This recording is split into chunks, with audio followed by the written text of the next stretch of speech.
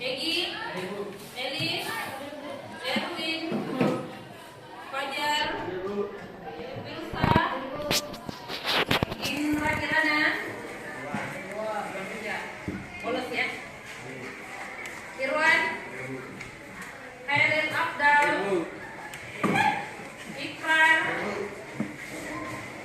Mutiara, Nur Hayati, Nur Maya, Vira, Putri, Rahmat, Saman, Sri Reski, Wafi, Sihat Hendako. Oke. Berapa tidak maksud? Dimas dengan Indra Kirana, kemudian Putri sakit, Salman Al-Farisi juga sakit. Oke, 4 ya. Sekarang minggu lalu apa materinya? Hak dan kewajiban asasi manusia. Oke, nah kira-kira coba sebutkan satu pelanggaran hak yang pernah terjadi di sekolah. Ya, minggu lalu juga ini sudah masuk tugasnya. Contoh kasus pelanggaran hak yang terjadi di sekolah, yang pernah terjadi di sekolah apa coba? Pikir-pikir. Iya, 2 minggu yang lalu kayaknya pernah ini ada tugasnya. Satu, tawuran. Kemudian angkat tangan yang bisa coba. Berlanjutkan angkat tangan. Coba di sekolah loh. Yang kita alami sendiri coba. Banyak sekali di kelas ini mungkin pernah terjadi juga. Oke, silakan Fajar. Mencuri pulpen teman. Kemudian apa lagi kira-kira? Tambah 1. Menyembunyikan HP teman, boleh. Kemudian siapa lagi? 1 perempuan. Wakil. Apa coba kira-kira? Iya. Yang melanggar haknya teman tak. Apa itu?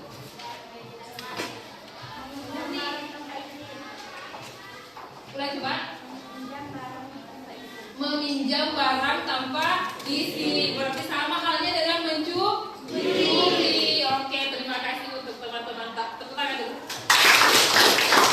Oke, nah selanjutnya pembelajaran kita untuk hari ini yaitu apa? Presentasi tentang apa yang kemarin? Iya, presentasi tentang beberapa permasalahan tentang pelanggaran. Kemarin ada Ibu berikan tentang apa ya? Proses rekonsiliasi pelanggaran HAM berat di masa lalu. Kemarin sudah ada kelompoknya. Kemarin juga sudah ada di kerja tugasnya. Jadi hari ini tinggal presentasi tiap-tiap kelompok. Oke. Nah, apa kira-kira tujuan kita mempelajari ini? Yang pertama, agar kalian mengetahui bahwa inilah yang termasuk rekonsiliasi. Iya, kemudian ini yang termasuk juga kasus-kasus pelanggaran HAM dan pengingkaran kewajiban. Nah, untuk mengetahui kasus-kasus pelanggaran hak dan pengingkaran kewajiban, kira-kira apa yang perlu kita lakukan?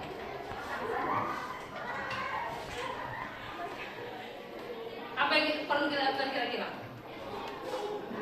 Untuk mengetahui beberapa kasus yang pernah terjadi di keluarga, di sekolah misalnya, pelanggaran hak dan kewajiban, kira-kira apa yang perlu kita lakukan? Coba 1 orang. Apa yang perlu kita lakukan?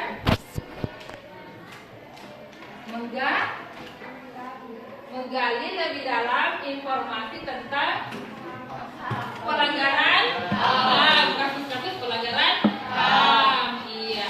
Oke, kalau begitu sekarang bergeser sesuai dengan kelompok yang minggu lalu telah kita buat.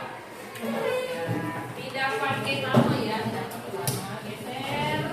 Ya kelompoknya kemarin sudah jadi. Saman.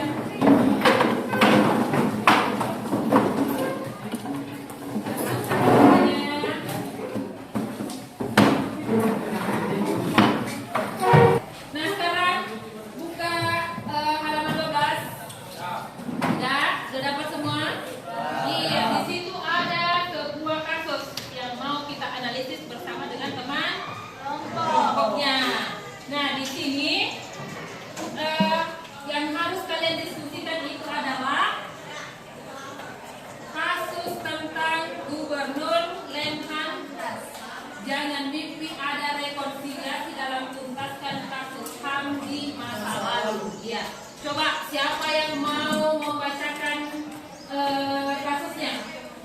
Oke, Hendarto silakan kasih pesan semuanya. Hendarto yang lain simak baik-baik. Gubernur Lemhanas, jangan mimpi ada rekonsiliasi dalam tuntaskan kasus HAM masa lalu. Gubernur Lembaga Ketahanan Nasional atau Lemhanas, RI Agus Widjojo menyebut pelanggaran hak asasi manusia atau HAM berat masa lalu sangat susah untuk diselesaikan secara rekonsiliasi saat ini, sebab terdapat faktor-faktor yang tidak kondusif guna melaksanakan rekonsiliasi tersebut. Persyaratan rekonsiliasi itu sangat berat. Intinya masyarakat Indonesia belum siap menghadapi rekonsiliasi, kata Agus saat menghadiri peringatan Hari HAM Internasional di Hotel Royal Kuningan, Jakarta, Senin tanggal 10 bulan 12 2018. Lebih jauh ia menjelaskan, faktor-faktor yang menghambat mewujudkan rekonsiliasi penyelesaian pelanggaran HAM berat masa lalu diantaranya adalah kemauan secara politik dari pemerintah, adanya kemauan kedua belah pihak antara korban dan pelaku untuk bertemu, dan kesiapan masyarakat. Kedua belah pihak antara korban dan pelaku harus mau bertemu. Kalau enggak, jangan mimpi ada rekonsiliasi. Kemudian peradaban masyarakat kita belum terlalu tinggi. Kita masih di tingkat peradaban balas dendam, tutur Agus. Ia menambahkan hambatan lainnya adalah pola pikir masyarakat yang belum menilai bahwa rekonsiliasi harus berdasarkan kepentingan nasional. Jangan berharap rekonsiliasi kalau berpikirnya masih seperti menang dan kalah. Rekonsiliasi itu untuk kepentingan bangsa, bukan pribadi maupun kelompok, tegasnya.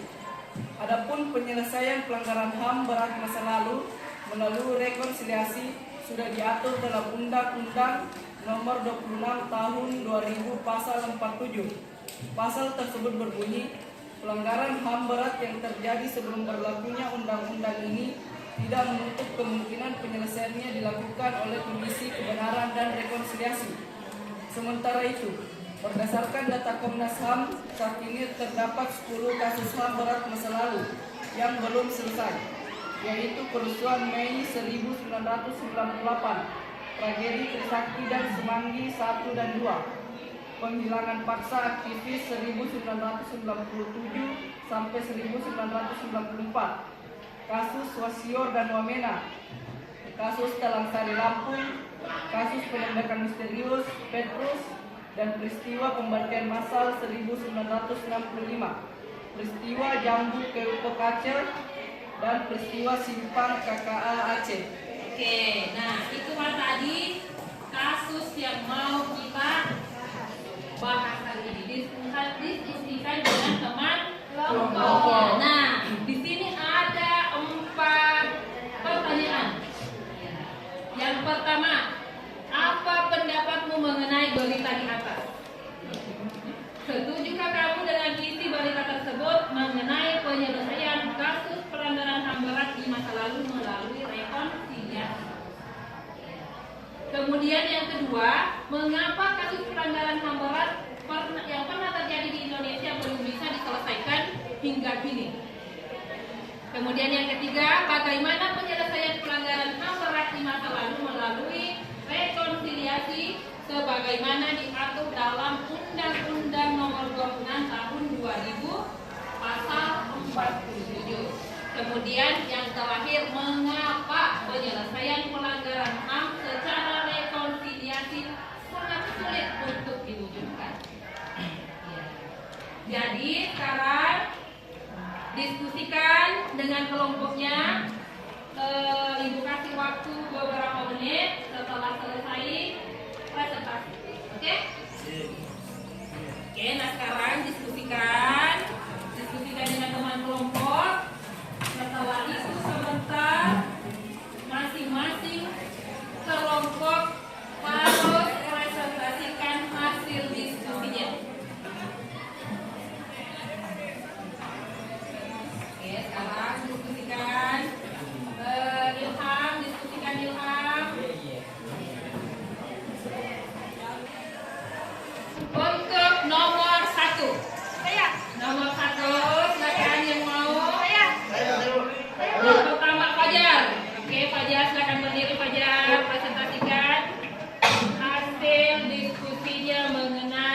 pertanyaan, apa pendapatmu mengenai berita tadi? Kemudian, setujukah kamu dengan isi berita tersebut? Ya, mengenai rekonsiliasi terhadap kasus pelanggaran HAM Di masa lalu. Iya, yang terjadi di masa lalu. Oke, silakan Pak Jan. Assalamualaikum warahmatullahi wabarakatuh. Waalaikumsalam warahmatullahi wabarakatuh. Saya tidak setuju karena pelaku telah membunuh dan melanggar HAM berat. Jadi pelaku harus dikenakan hukuman yang setimpal dari apa yang telah diperbuat. Oke, tepuk tangan dulu teman-teman. Menurut saya dia tidak setuju dengan proses rekonsiliasi karena pembunuh harus melakukan mendapat ganjaran yang sesuai dengan perlakuannya. Oke, masih ada yang lain? Saya. Oke, silakan Vira. Oh, Sri Rasid. Assalamualaikum warahmatullahi wabarakatuh. Waalaikumsalam warahmatullahi wabarakatuh. Tidak setuju karena pihak keluarga dan korban tidak menerima penyelesaian kasus melalui rekonsiliasi karena pelaku harus mendapatkan hukuman atau diproses melalui jalur hukum. Oke, tepuk tangan dulu. Sri Reski. Iya. Menurut Sri Reski tidak setuju juga dengan proses rekonsiliasi karena pelaku harus mendapat ganjaran yang setimpal. Oke, masih ada yang mau? Oke, silakan Iqbal. Ikram. Sorry. Assalamualaikum warahmatullahi wabarakatuh. Waalaikumsalam warahmatullahi wabarakatuh. Apa pendapatmu mengenai isi berita di atas? Setuju kamu dengan isi berita tersebut mengenai penyelesaian kasus pelanggaran HAM berat di masa lalu melalui proses rekonsiliasi. Menurut pendapat saya tidak setuju karena hanya mengandalkan rekonsiliasi takutkan dendam kembali. Masalah ini harus diselesaikan dengan dan lebih berat menurut undang-undang. Oke, tepuk tangan dulu. Iya. Menurut Ikra, dia juga tidak setuju karena proses rekonsiliasi itu akan mengundang permusuhan. Iya, permusuhan kembali katanya. Kalau hanya prosesnya melalui permintaan maaf saja. Oke, selanjutnya masih ada yang lain? Kalau tidak ada yang lain kita lanjut di nomor 2. Iya, oke, nomor 2. Pertanyaannya, mengapa kasus pelanggaran HAM berat yang pernah terjadi di Indonesia belum bisa diselesaikan hingga kini? Oke, siapa? Silakan. Iya, silakan Rahmat. Waalaikumsalam warahmatullahi wabarakatuh. Ada kurangnya perhatian dari pemerintah untuk menyelidiki kasus tersebut dan bisa saja ditutup menghilangkan Bisa diulang Rahmat, kasih besar dulu soalnya. karena kurangnya perhatian dari pemerintah untuk menyelidiki kasus tersebut dan bisa saja ditutupi oleh oknum tertentu untuk menghilangkan seluruh kasus. Oke, tepuk tangan dulu untuk teman-teman. Ya, karena bisa saja katanya kasus ini ditutupi oleh hukum tertentu. Bisa saja, berarti ini hukumnya, ini perangkat hukumnya. Nah, iya. Kemudian ada yang lain? Oke, Iqbal. Iqbal, sorry.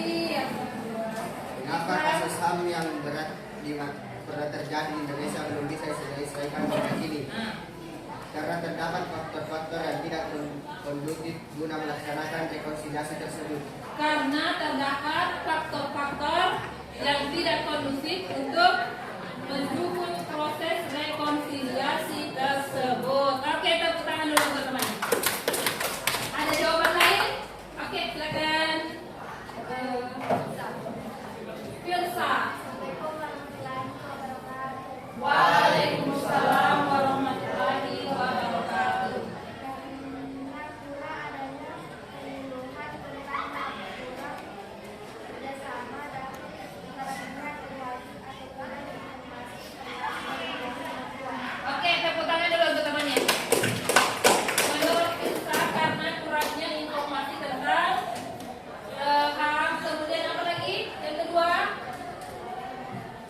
kurang kerjasama antara pihak berkewajiban. Ya, jadi perangkat hukumnya di sini dengan pemerintah tidak ada kerjasama. Oke, kita lanjut di nomor 3.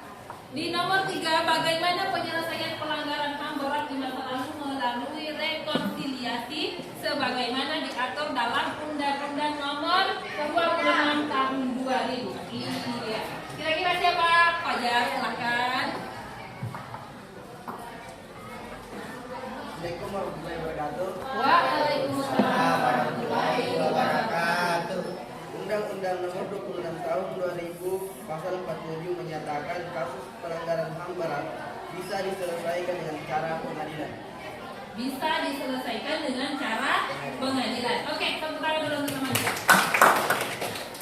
Kemudian ada yang lain? Jawaban lain dari Kira. Silakan. Assalamualaikum warahmatullahi wabarakatuh. Waalaikumsalam warahmatullahi wabarakatuh. Ulang salamnya. Assalamualaikum warahmatullahi wabarakatuh. Waalaikumsalam warahmatullahi wabarakatuh.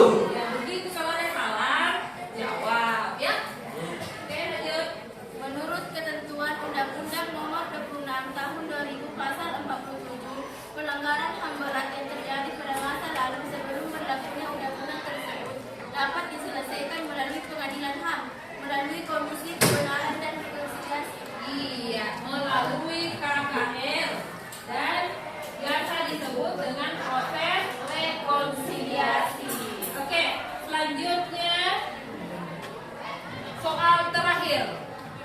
Soal terakhir, mengapa penyelesaian pelanggaran HAM secara rekonsiliasi sangat sulit untuk diwujudkan? Saya. Silakan. Boleh Reski? Video. Assalamualaikum warahmatullahi wabarakatuh. Penyelesaian pelanggaran HAM berat di masa lalu melalui rekonsiliasi sulit diwujudkan karena keluarga korban tidak ingin menyelesaikan masalahnya secara minta maaf. Keluarga korban ingin pelaku tersebut mendapatkan hukuman yang setimpal atau pidana. Namun karena lemahnya sistem hukum pemerintah tidak menegakkan aturan yang tegas mengenai pelanggaran HAM, maka pelaku pelanggaran HAM tidak akan pernah juga melakukan tindakan pidana itu dan korbannya semakin banyak. Oke, tepuk tangan dulu untuk teman-teman. Iya, alasannya kenapa penyelesaian kasus melalui rekonsiliasi itu sulit diwujudkan karena pihak korban di sini merasa dirugikan. Kemudian Pihak hukum tidak dasar hukumnya juga ini rekonsiliasi tidak ada. tegas. Iya, tidak ada dasar hukumnya, artinya tidak diatur dalam Undang-undang. hanya komisi, tapi sebagai komisi, ya, tidak ada dalam undang-undang. Itulah kenapa sulit untuk diwujudkan. Atau ada jawaban lain? Oke, silakan kelompok berapa ya ini? Silakan siapa? Oke, waktunya. Silakan, Pak. Waalaikumsalam warahmatullahi wabarakatuh. Pelanggaran HAM secara rekonsiliasi sulit dilakukan karena biasanya korban atau korbannya bukan biasanya juga korban merasa cara rekonsiliasi Oke, karena menurut teman-teman cara rekonsiliasi ini kurang tepat untuk menyelesaikan kasus-kasus pelanggaran HAM, apalagi pelanggaran HAM berat. Oke, tepuk tangan untuk teman-teman. Iya. Jadi ini sudah terakhir ya? Terakhir. Oke, jadi untuk kesimpulannya, siapa kira-kira yang mau menarik kesimpulan mengenai pembelajaran kita hari ini? Ada yang bisa angkat tangan coba? Kira-kira siapa yang bisa simpulkan dari semua pertanyaan-pertanyaan tadi? Kira-kira siapa yang bisa simpulkan? Penyelesaian kasus pelanggaran HAM melalui proses rekonsiliasi. Ya. Siapa yang ingin bersuara menyimpulkan pembelajaran kita pada hari ini?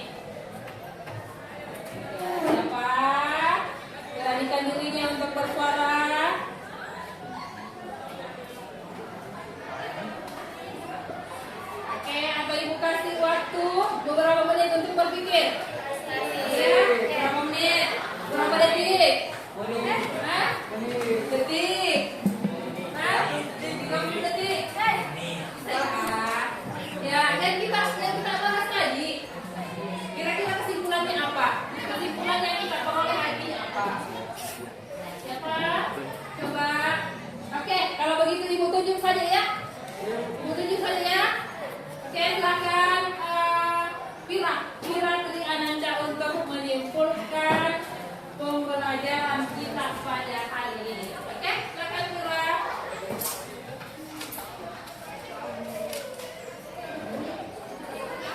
Assalamualaikum warahmatullahi wabarakatuh. Waalaikumsalam warahmatullahi wabarakatuh. Kesimpulan mengenai penyelesaian kasus pelanggaran HAM berat di masa lalu melalui proses rekonsiliasi tidak dapat terselesaikan dengan cepat karena jika hanya permintaan maaf yang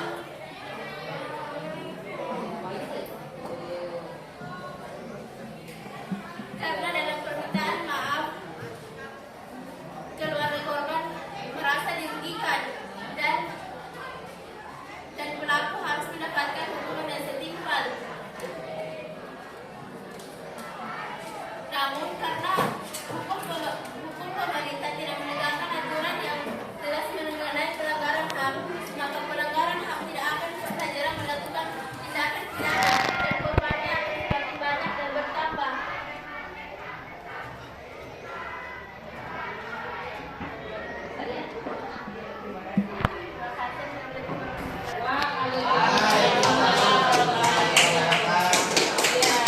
Itulah tadi kesimpulan dari teman kita. Jadi untuk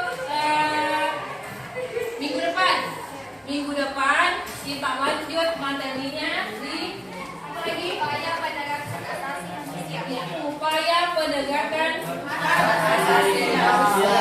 Oke, jadi siap-siap minggu depan. Upaya penegakan hak asasi manusia. Berarti upayanya siapa di sini? Upaya siapa kira-kira? Upaya? Iya, yang pertama adalah pemerintah. Bagaimana upayanya pemerintah untuk menyelesaikan proses pelanggaran HAM? Kemudian upaya dari masyarakat kira-kira apa? Upaya kalian sebagai generasi penerus bangsa kira-kira apa? Oke? Jadi siap-siap untuk minggu depan. Jadi untuk pembelajaran kita hari ini Ibu tutup dengan ucapan Assalamualaikum warahmatullahi wabarakatuh. Waalaikumsalam.